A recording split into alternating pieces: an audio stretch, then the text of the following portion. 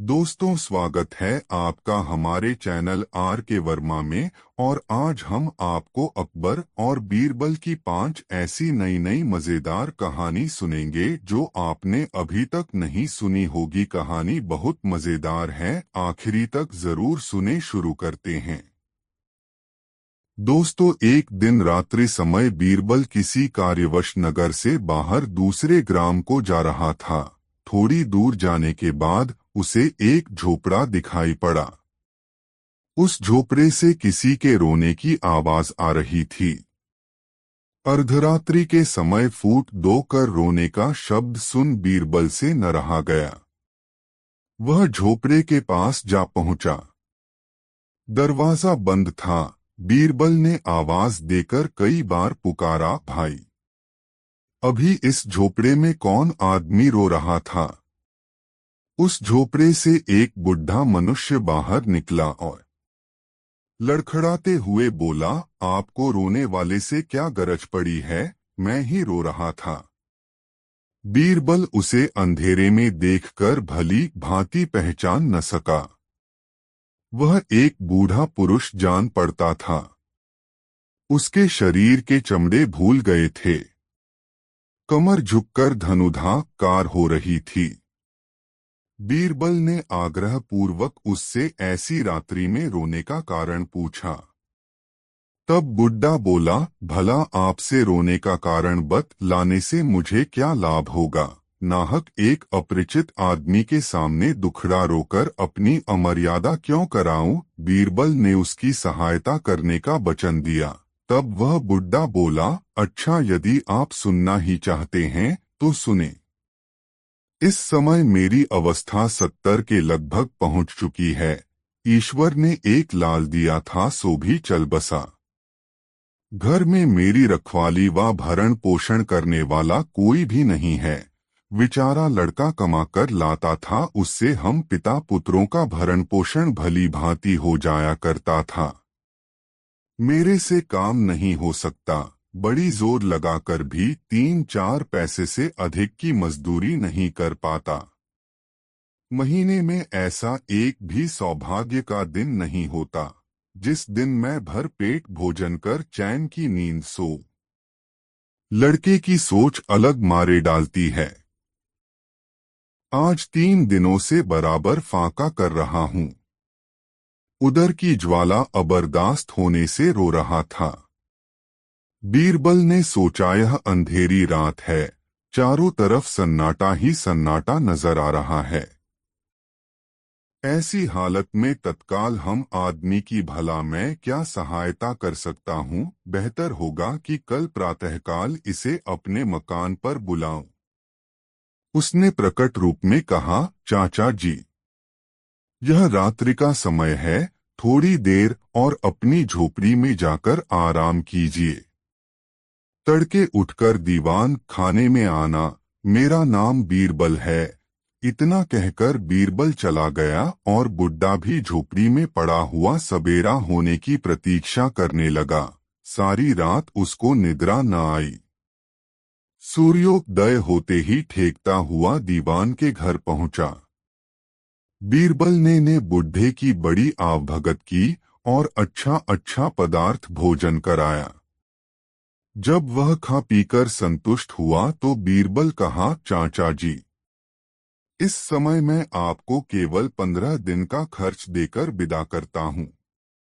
इसके बीच मिश्री की एक डेली लेकर उसे हीरे की शक्ल का बनाकर मेरे पास लाना, तब मैं आपको आगे की तरकीब बतलाऊंगा। बुड्ढा बीरबल को आशीर्वाद देता हुआ घर लौट गया। 8-10 दिनों के अंत गत वह एक मिश्री के टुकड़े को खूब घिस छोलकर हीरे के आकार का बनाकर बीरबल के पास ले आया। बीरबल ने उस नकली हीरे को हाथ में लेकर देखा। निसंदेह वह बनावटी हीरा असली हीरे को मात कर रहा था। बीरबल ने बूढ़े से कहा, चाचा जी, इसको लेकर कल फिर आइएगा, आपको बादशाह के पास चलना होगा। मैं इसे बादशाह के हाथ बेचकर आपको एक अच्छी रकम दिलाऊंगा। अगले दिन बीरबल बुद्धू चाचा को अपने साथ ले गए और सामान्य समय से पहले ही महल पहुंच गए। उसे देखकर राजा को कुछ कारण विशेष जान पड़ा, इसलिए उससे पूछा, क्यों बीरबल आज इतनी जल्दी क्यों कर आना हुआ? बीरबल ने विनम्रता से उत्तर दिया, गरीब परवर, यह कारीगर एक उत्तम हीरा लेकर मेरे साथ आया है। यह उस हीरे को बेचना चाहता है। मुझे विश्वास है कि यह चीज आपके पसंद की होगी। इतना कहकर उसने हीरे को बादशाह के हाथ में दे दिया। बादशाह ने हीरे को भली भांति देखकर कहा, बीरबल, हीरा तो लाजवाब है, परंतु बूढ़े जौहरी से कहो कि इसे लेकर 2 घंटे पश्चात हाजिर होवे। बुड्ढा वहां से हट गया। तब बादशाह ने नीरबल को उसकी भली भांति जांच कराने की आज्ञा दी। बीरबल इधर उधर घूम फिर कर आ गया और बोला, पृथ्वीनाथ, इसके अच्छा होने में कोई संदेह नहीं है।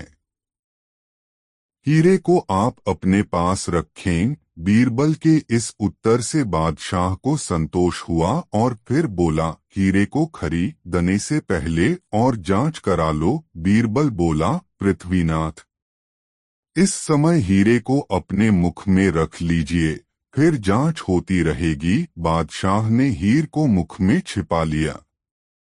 बादशाह की आज्ञानुसार बूढ़े चाचा के आने का समय हुआ और वे ठेकते 2 दरबार में पुनः हाजिर हुए। उसे देख बीरबल ने बादशाह से कहा, गरीब परवर, देखिए वह हीरे वाला वृद्ध भी आन पहुंचा। उसे अब क्या कहकर उत्तर देना होगा?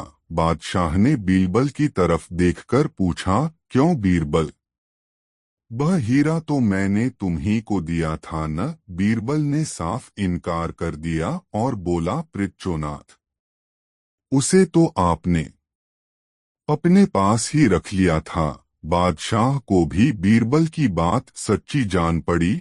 खबर नहीं कि आखिरस उसे रखा किस जगह। उसने हीरे का बहुतेरा खोज किया, परंतु जब कहीं हो तब तो मिले, वह तो मुख में गलकर पानी हो गया था।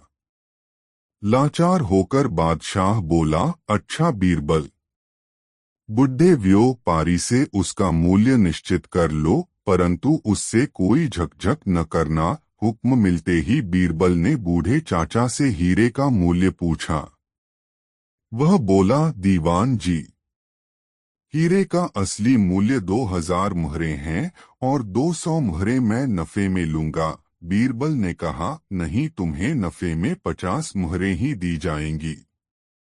बूढ़ा दुखित मन से बोला, सरकार, यदि आपको मुनाफे की 200 मुहरें देनी स्वीकार हो तब तो लेवें, नहीं तो कृपा कर मेरा माल मेरे हवाले करें। बीरबल मूल्य में कमी कराने के लिए उससे बार बार बना वटी माथा पच्ची करता रहा। अंत में झुझलाकर बोला, बुड्ढू, इतनी टिरटिर क्यों करता है? अच्छा 50 मोहरें और ले लेना। परंतु बूढ़े चाचा तो पक्के गुरु के चेला थे, भला वे कब मानने लगे। मुंह बनाकर बोले, दीवान जी, इस प्रकार मुझ गरीब को क्यों दबाते हैं? मैं 200 मुहरों से 1 कौड़ी भी कम न लूंगा। बादशाह इन दोनों की बड़ी देर की झक सुन क्रोधित होकर पूछा, क्यों बीरबल, व्यापारी क्या कहता है? बीरबल ने उत्तर दिया, पृथ्वीनाथ, वह हीरे की लागत 2000 मुहरें बतलाता है और मुनाफे की 200 मुहरें अलग से मांगता है। मैं इसके नफे में कमी करवाता हूँ और केवल 100 मुहरें ही देना चाहता हूँ। बादशाह ने बीरबल को इशारे से मना किया और उदारता पूर्वक बूढ़े जौहरी को हीरे का मूल्य और 200 मुनाफे की मुहरें खजांची से दिलवाकर विदा किया। वृद्ध की प्रसन्नता बासों उछल पड़ी और मनोमन बीरबल को कोटिशः धन्यवाद देता हुआ अपने घर चला गया। शाम को दरबार से अवकाश पाकर जब बीरबल घर पहुंचा तो जौहरी बूढ़े चाचा को प्रस्तुत पाया। बूढ़ा बीरबल को देखकर प्रसन्नता से रोमांचित हो गया और बोला, आपको और आपकी बुद्धि को धन्य है, दीवान साहब। आप जो मुझ सरीखे दीनों पर उपकार कर रहे हैं, उसका फल ईश्वर आपको हाथों हाथ देगा। मुझे विश्वास हो गया है कि इस पृथ्वी मंडल पर आप ऐसा प्रजापालक दूसरा दीवान नहीं है। उसकी ऐसी अनेकों प्रशंसा की बातें सुनकर उसके संतोषार्थ बीरबल ने कहा, चाचा जी, इसमें मेरा क्या उपकार है? यह सब आपको आपकी बुद्धिमानी का प्रतिफल मिला है। बुढ़ा इस पर अवाक हो गया और कोटि कोटि आशीर्वाद देता हुआ अपने घर चला गया। दोस्तों, वीडियो को लाइक जरूर कर दे और वीडियो को एक छोटा सा लाइक जरूर कर दे। दोस्तों, एक दिन बादशाह बीरबल के साथ बाग में बैठा हुआ गपाष्टक कर रहा था। गर्मी का दिन था। प्रातःकाल की मंद मंद हवा बह रही थी। बादशाह और दीवान गर्मी की पोशाक पहने हुए थे। उस सुहावने समय में वे बड़े खुश मालूम होते थे। उनके बातों की लड़ी टूटती ही न थी। प्रसंग चलते दो बनियों का जिक्र आया। बादशाह ने बीरबल से पूछा, बीरबल, क्या यह सच है, लोग अक्सर बनियों को चतुर्मा के बेटे क्यों कहते हैं? बीरबल ने उत्तर दिया, पृथ्वीनाथ, सचमुच बनिए ऐसे ही पाए जाते हैं। बादशाह ने कहा, अच्छी बात है, परंतु इसका प्रमाण देकर मेरी शंका निवारण करो। बीरबल ने तुरंत एक सिपाही के द्वारा थोड़ी सी मूंग की फुरमाइश कर बाजार से 4 बनियों को बुलवाया। दीवान का संदेशा मिलते ही बनिए मूंग के नमूने सहित तुरंत हाजिर हुए।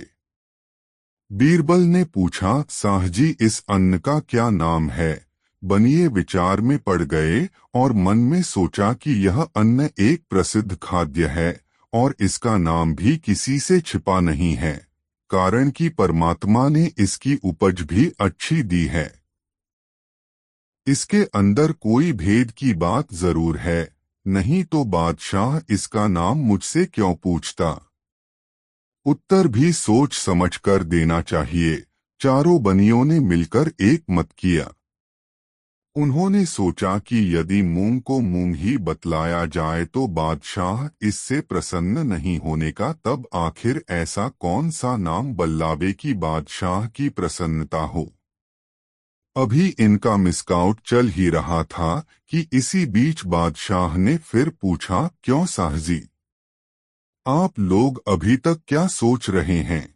इसका नाम क्यों नहीं बतलाते?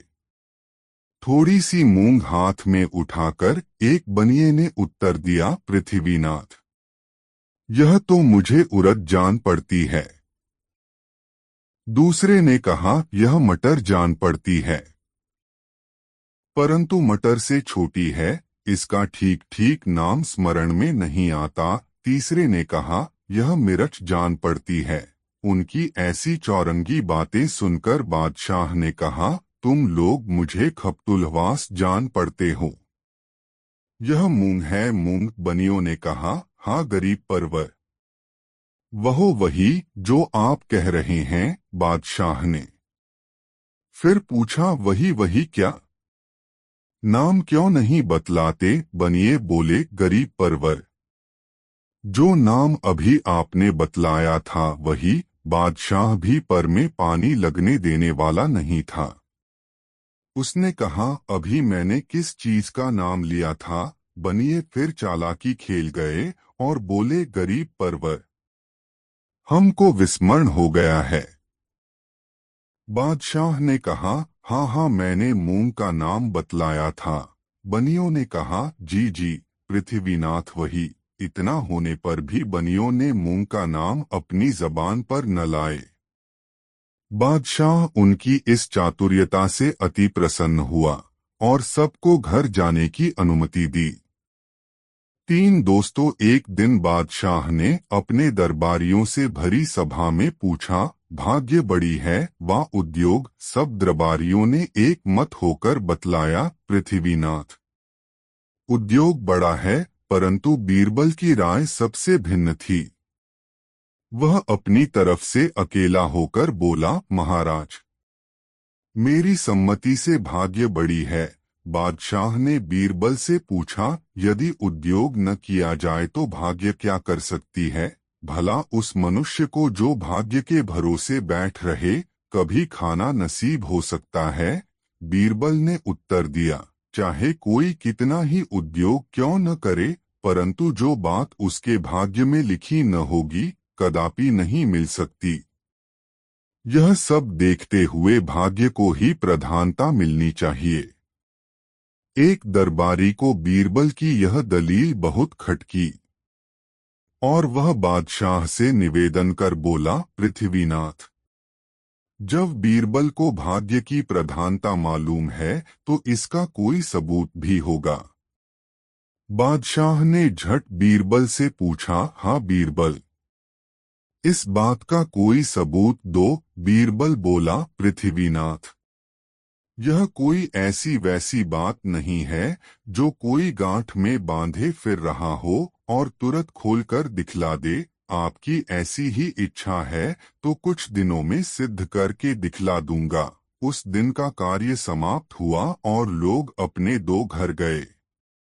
एक दिन बादशाह को जमुना में सैर करने की इच्छा हुई, अतएव कुछ दरबारियों को साथ ले एक खास नौका पर बैठकर यमुना जी में जल विहार करने लगा। बीच दरिया में पहुंचकर फिर उसे भाग्य और उद्योग वाली बात स्मरण हो आई। उसने बीरबल से कहा, क्यों बोरबल, अभी तुम्हारा दिमाग ठिकाने आया कि नहीं? बोलो, उद्योग को प्रारब्ध से प्रधान मानते हो वा नहीं? इस बार भी बीरबल ने पहले ही सा उत्तर दिया। बीरबल की इस हठधर्मी पर बादशाह चिढ़ गया और तत्क्षण अपने हाथ की अंगूठी निकालकर जमुना जल के मध्य में छोड़ दिया और बोला, अच्छा बीरबल, यदि अपनी भाग्य की प्रधानता से तू एक मास के अंतर्गत यह अंगूठी मुझे न मिला सकेगा तो तेरी गर्दन उड़ा दी जाएगी। बादशाह के उस आकस्मिक कोप से सब लोग थर्रा गए। सब लोगों ने देखा कि यहाँ पर जमुना जी का जल बहुत गहरा है। यहाँ से अंगूठी का मिलना असंभव हो, नहीं बल्कि नितांत असंभव है। अब बीरबल की जान नहीं बच सकती, परंतु बीरबल ने कुछ जवाब नहीं दिया। वह चुपचाप बैठा रहा। नाव किनारे पर आ लगी। घर लौटते समय बादशाह ने उस जगह अपने सिपाहियों की पहरा चौकी बांध दो ताकि बीरबल किसी प्रकार उस अंगूठी को जल से बाहर न निकाल सके। बीरबल प्रारब्ध के भरोसे चुप्पी साध कर बैठा रहा। जब 27 दिन व्यतीत हो गए तो बादशाह ने बीरबल से पूछा, क्यों बीरबल, अंगूठी मिली? बीरबल ने इनकार किया। तब बादशाह ने कहा, देखो बीरबल, अब भी उद्योग की प्रधानता स्वीकार कर लो, मैं तुम्हें माफी दे दूंगा। बीरबल ने उत्तर दिया, पृथ्वीनाथ, भाग्य के सामने उद्योग नहीं टिक सकता। मशल मशहूर है, घड़ी में घर जले 9 घड़ी भद्रा। अभी 3 दिन का समय और है, इतने में तो कितना उलट फेर हो सकता है। बादशाह के क्रोध रूपी अग्नि में और भी आहुति पड़ गई। वह एकदम क्रोधित हो गए। जब अवधि का दिन बीत गया तो चौथे दिन फिर बादशाह ने बीरबल से अपनों अंगूठी मांगी। बीरबल ने कहा, पृथ्वीनाथ, मेरे भाग्य से अंगूठी नहीं मिली। बादशाह क्रोधित होकर बोला, तब मरने के लिए प्रस्तुत हो जाओ। बीरबल तो पहले से ही कमर कस चुका था। वह बादशाह के सामने निर्भय खड़ा हो गया। उसकी मुस्के कसकर बांध दी गई। बीरबल की दशा पर बादशाह को फिर तरस आ गई और बोले, बीरबल, अब भी मौका है, तुम उद्योग की प्रधानता स्वीकार कर लो, मैं तुम्हें माफ कर दूंगा, बीरबल ने उत्तर दिया, गरीब परवर। मरते को मारना अच्छा नहीं। आप तुरंत मुझे मारे जाने की आज्ञा दीजिए। बादशाह ने कहा, अच्छी बात है, तब तो आगे ही आ रहा है। बादशाह ने वधिक को बीरबल को फांसी घर ले जाने की आज्ञा दी। वह घर मकान के चौक के पास ही बना हुआ था। चीरबल की यह दशा देख समस्त प्रजा घबरा ठठी, क्योंकि बीरबल के समय में सबको रामराज्य था।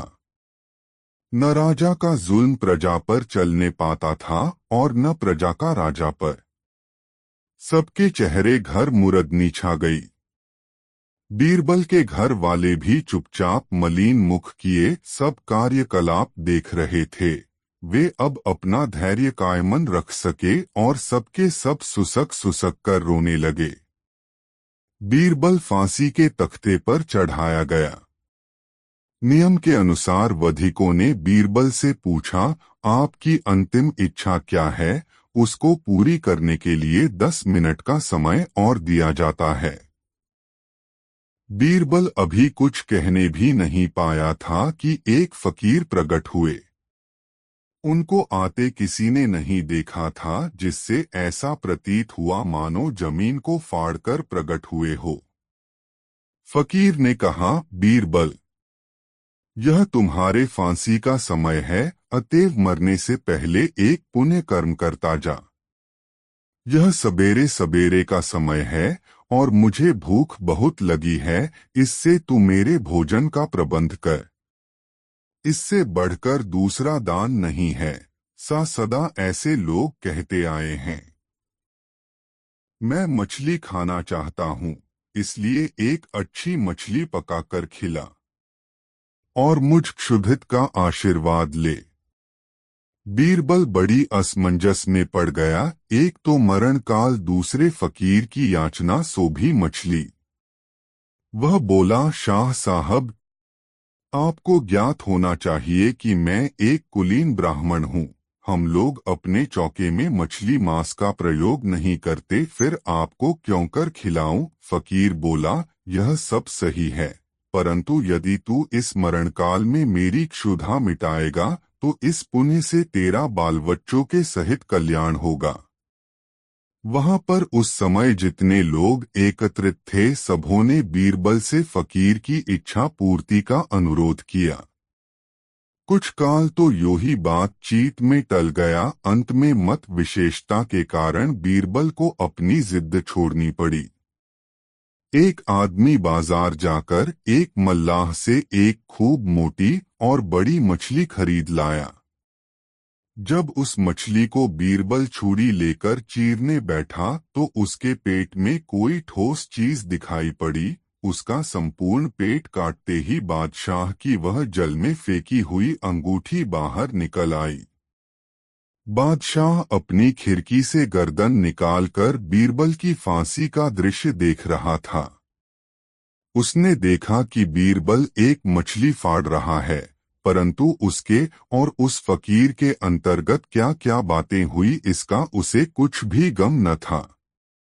बीरबल उस अंगूठी को हाथ में लेकर खड़ा हो गया और शाह साहब को देखने लगा।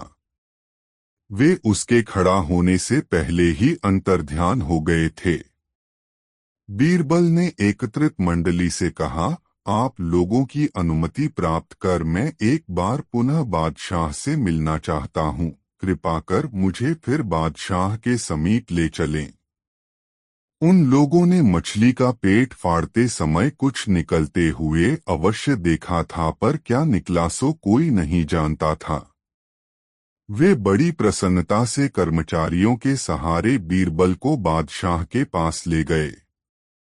बीरबल को अपने समीप आते हुए देखकर बादशाह ने अनुमान किया, हो न हो बीरबल डरकर अब उद्योग की प्रधानता स्वीकार करने के लिए मेरे पास आ रहा हो, परंतु अब मैं अपनी आज्ञा भंग न करूंगा। इसीलिए इसके पहले ही मैंने उसे कई बार मौका दिया था, परंतु उस समय उसने मेरी बातों पर कुछ भी ध्यान नहीं दिया। बीरबल पास पहुंचकर बादशाह को सलाम किया। तब बादशाह ने कहा, बीरबल, अब तुम्हारा प्रयास करना वृथा है। इस समय चाहे तुम उद्योग की प्रधानता मान भी लो, परंतु मैं अपनी आज्ञा रद्द नहीं करूंगा। बीरबल ने कहा, प्रभु, जरा पहले मेरी बातें सुन लें। मैं उद्योग की प्रधानता मानने नहीं आया हूँ। बादशाह ने कहा, अच्छा कहो। तब बीरबल बोला, आपकी अंगूठी देने आया हूँ, इसे पहन लीजिए। बादशाह ने उसे हाथ में लेकर देखा तो सचमुच वही राजमुहर वाली अंगूठी थी। उन्हें बड़ा आश्चर्य हुआ, क्योंकि वे उसे जमुना के अगाध जल में फेंक आए थे। कई बार खूब उलट पलट कर देखा, जब उसके निस्बत कुछ संदेह न रहा तो बोले, बीरबल, यह अंगूठी कैसे प्राप्त हुई? बीरबल ने जवाब दिया, गरीब परवर, मेरा प्रारब्ध घसीट लाया है। तब उसके मिलने का सब किस्सा बीरबल ने बादशाह को सुनाया। बादशाह बीरबल से बहुत प्रसन्न हुए और 10,000 मुहरें, एक सुंदर वस्त्र तथा कई वाहन पुरस्कार में दिए। उसके घर वालों को भी सुंदर 2 वस्त्र दिए गए। उपस्थित जनता के सहित बादशाह ने प्रसन्नता से प्रारब्ध की प्रबलता स्वीकार कर ली। दोस्तों, वीडियो को लाइक जरूर कर दे और चैनल को सब्सक्राइब जरूर कर ले। 4 दोस्तों, एक बार की बात है, दिल्ली नगर में एक अति दरिद्री मनुष्य रहता था। उसकी हालत बड़ी अबतर थी। यहाँ तक कि अन्न मिलता तो वस्त्र नहीं, और यदि वस्त्र मिलता तो अन्न का ही अभाव रहता। उस मनुष्य को एक 8 वर्ष की कन्या थी, जो रूप रंग में भली और शरीर की सुडौल थी। एक दिन एक दुष्ट मनुष्य उस कन्या से मिला और उसे कुछ प्रलोभन देकर बहकाया। जब वह बालिका छोटी बुद्धि के कारण उसके बहकावे में आ गई तो वह उसे एक रंडी के घर ले जाकर बेच दिया। वेश्या के घर जाकर कन्या को सब उपभोग की सामग्रियां आसानी से मिलने लगीं। खाने के लिए हर समय नया नया और स्वादिष्ट पदार्थ मिलता था। ऐसे सुख के उपभोग में पड़कर कन्या अपने पिता को एकदम भूल गई। इधर बेचारा पिता अपनी कन्या के लिए बहुत हाय हाय किया और अपने भरसक उसकी बहुत खोजबीन की, परंतु जब उसका कहीं भी पता न चला तो लाचार होकर बैठ रहा। वेश्या ने उस कन्या को नृत्य गान की शिक्षा दिलवाकर उसे अपने फन में गुणागरी बना दिया। वह धीरे धीरे सारे नगर में विख्यात हो गई। एक दिन ऐसी घटना घटी कि वह एक जगह महफिल में नाच रही थी और उसी बीच उसका पिता भी वहां पर जा पहुंचा। वह नाचने वाली कन्या को गौर करके देखा तो मालूम हुआ कि वह उसकी ही राम पियारी नामनी कन्या है। उसके बदन में काटो तो खून नहीं, परंतु उस समय छेड़खानी करने से अपना अपमान समझकर वह चुप मार गया और उस वेश्या का पूरा परिचय लेकर बादशाह के पास पहुंचा। जब बादशाह दरबार में आए तो अपना एक अर्जी दावा पेश किया। बादशाह उसे पढ़ने के लिए बीरबल को दिया। तब बीरबल उसे पढ़कर बादशाह को सुनाया। बादशाह ने वेश्या को उसकी लड़की के सहित तलब करने की आज्ञा दी। दूसरे दिन वेश्या कन्या के सहित दरबार में उपस्थित हुई। बीरबल बादशाह की अनुमति से निम्नलिखित प्रश्न किया, यह कन्या तुझे कहाँ से प्राप्त हुई है और इसका पिता कौन है? वेश्या तो वेश्या, भला वह कत्र की चूकने वाली थी, इनकी पंडिताई सब पर विदित है। वह घर से ही कन्या को भली भांति सिखा पढ़ाकर दरबार में लाई थी। उसने कहा, पृथ्वीनाथ, यह एक फकीर को कन्या है। जब यह बहुत छोटी थी तभी वह फकीर इसे मेरे हाथ बेच गया था। इसकी उम्र उस समय 2-3 वर्ष की थी। भली भांति बातचीत भी करना नहीं जानती थी। मेरे घर रहकर कई वर्षों के बाद अब सयानी हुई है। लालन पालन के अतिरिक्त और बहुत सा व्यय करके मैंने इसे शिक्षिता बनाया है। बीरबल ने उस कन्या से पूछा, क्यों री छोकरी, तू अपने माता पिता को जानती है? तेरा जन्म किस जगह हुआ था? लड़की बोली, ना सरकार, मैं तो अपने माता पिता की सूरत भी नहीं पहचानती। जब से होश संभाले हूँ तब से आज तक बराबर इन्हीं का साथ है और मैं इन्हीं को अपनी माँ जानती हूँ। बीरबल ने वेश्या से पूछा, तू इस लड़की का नाम जानती है? वेश्या बोली, हाँ, मैं इसको काशी के नाम से पुकारती हूँ। बीरबल ने कहा, अच्छा, अब आज तुम अपने घर जाओ, कल दरबार के समय फिर उपस्थित होना। दूसरे दिन बीरबल ने उससे पहले ही लड़की के पिता को तलब किया और उससे पूछा, क्या तुम अपने लड़की का असली नाम बतला सकते हो? पिता बोला, हाँ सरकार, मैं उसे सुभद्रा नाम से पुकारता हूँ। यह हमारे अड़ोस पड़ोस के सभी लोग जानते हैं, आप उनसे भी पूछ सकते हैं। बीरबल को उनके नाम के संबंध में और पूछताछ करने की आवश्यकता नहीं जान पड़ी, इसलिए उसे वहीं तक रखा। इधर वेश्या भी समय पर उपस्थित हुई। इस मामले की बड़ी शोहरत हो गई थी, इसलिए दोनों तरफ से बहुतेरे लोग फैसला सुनने के लिए आए। बीरबल ने चुपके से एक सिपाही को आज्ञा दी कि इस भीड़ में घुसकर सुभद्रा सुभद्रा कई बार पुकारा। जो कोई नाम को सुनकर कुछ भी संकुचित हो उसे पकड़कर मेरे पास हाजिर करो। सिपाही ने चिल्लाकर सुभद्रा को पुकारा। उसके पुकारते ही सब लोग सन्न हो गए, परंतु वह कन्या चुपके से खड़ी होकर इधर उधर देखने लगी। सिपाही बीरबल की आज्ञानुसार उसका हाथ पकड़ लिया और उसे उसके पास ले आया।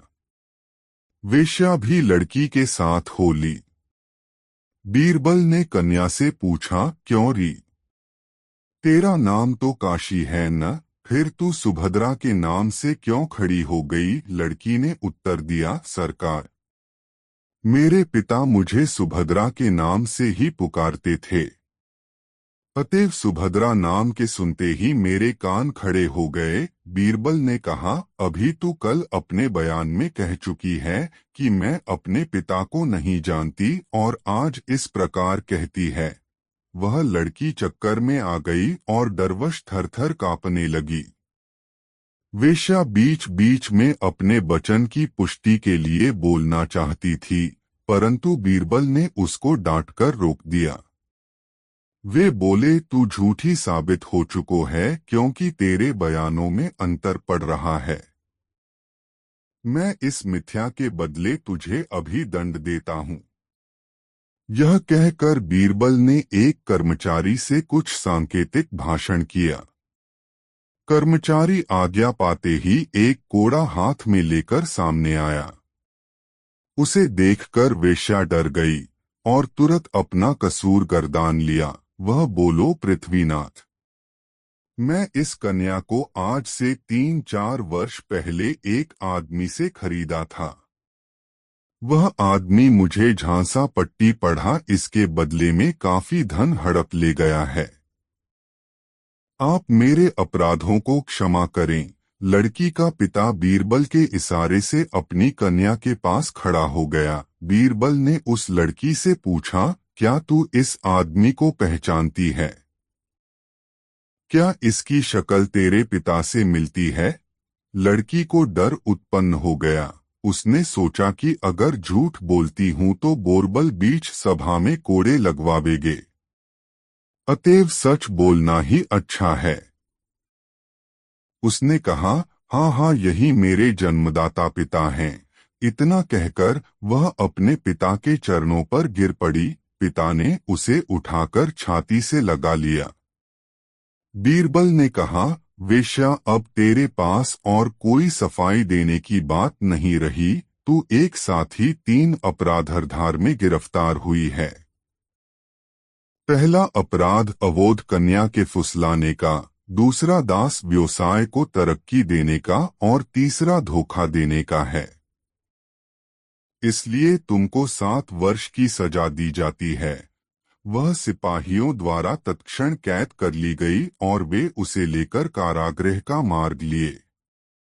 तब बीरबल उस वृद्ध पुरुष को समीप बुलाकर बोले, मैं तुम्हारी कन्या को तुम्हें देता हूँ, परंतु साथ ही इस बात की हिदायत भी करता हूँ कि अब यह लड़की तुम्हारे यहाँ न रह सकेगी, इसलिए तुम्हारो और इसकी इसी में भलाई है कि एक अच्छे बर की तलाश कर इसकी यथाशीघ्र शादी कर दो। बूढ़े मनुष्य ने दीवान की उचित सलाह को मानने का वचन दिया और उससे विदा हो अपनी कन्या के साथ खुशी दो घर लौट आया।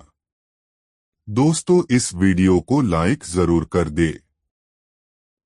एक दिन बादशाह अकबर ने दरबार में आते ही दरबारियों से पूछा, किसी ने आज मेरी मूछें नोचने की जुर्रत की, उसे क्या सजा दी जानी चाहिए? दरबारियों में से किसी ने कहा उसे सूली पर लटका देना चाहिए, किसी ने कहा उसे फांसी दे देनी चाहिए, किसी ने कहा उसका गर्दन धड़ से तत्काल उड़ा देना चाहिए। बादशाह नाराज हुए। अंत में उन्होंने बीरबल से पूछा, बीरबल, तुमने कोई राय नहीं दी? जहां पनाह, खता माफ हो, इस गुनहगार को तो सजा के बजाय उपहार देना चाहिए, बीरबल ने जवाब दिया। बादशाह हौले से मुस्कराए और बोले, क्या मतलब? जहां पनाह, जो व्यक्ति आपकी मूछें नोचने की जुर्रत कर सकता है वह आपके शहजादे के सिवा कोई और हो ही नहीं सकता जो आपकी गोद में खेलता है। गोद में खेलते खेलते उसने आज आपकी मूछें नोच ली होंगी। उस मासूम को उसकी इस जुर्रत के बदले मिठाई खाने की मासूम सजा दी जानी चाहिए, बीरबल ने खुलासा किया। बादशाह ने ठहाका लगाया और दरबारी बगले झांकने लगे। दोस्तों, वीडियो को लाइक जरूर कर दे। एक बार एक व्यापारी अपने किसी काम से कुछ दिनों के लिए प्रदेश से दूर गया हुआ था। जब वह अपना काम खत्म करके घर पहुंचा तो देखता है कि उसकी पूरी तिजोरी खाली है। उसकी मेहनत की सारी कमाई चोरी हो चुकी है। व्यापारी घबरा गया और उसने अपने घर के सारे नौकरों को बुलाया। व्यापारी के घर में कुल 5 नौकर थे। व्यापारी की एक आवाज पर सारे नौकर उसके सामने आकर खड़े हो गए। व्यापारी ने उनसे पूछा, तुम लोगों के होते हुए घर में इतनी बड़ी चोरी कैसे हो गई? जब चोर आकर मेरी पूरी तिजोरी साफ कर गया उस समय कहाँ थे सब के सब? एक नौकर ने जवाब दिया, हमें नहीं पता ये चोरी कब हुई मालिक, हम सो रहे थे। उसकी यह बात सुनकर व्यापारी गुस्से से आग बबूला हो उठा और बोला, मुझे तो लगता है कि तुम 5 में से किसी एक ने ही चोरी की है। तुम्हारा हिसाब अब बादशाह अकबर ही करेंगे। यह कहता हुआ वो महल की ओर चल पड़ा। बादशाह अकबर अपने दरबार में बैठकर जनता की समस्या सुन रहे थे कि तभी व्यापारी वहां पहुंच गया। व्यापारी ने कहा, न्याय हुजूर, न्याय, मेरी समस्या को दूर करें। बादशाह ने पूछा, क्या हुआ? कौन हो तुम और क्या है तुम्हारी समस्या? व्यापारी बोला, मैं आप ही के राज्य में रहने वाला एक व्यापारी हूँ महाराज। एक जरूरी काम से कुछ दिनों के लिए प्रदेश से बाहर गया था।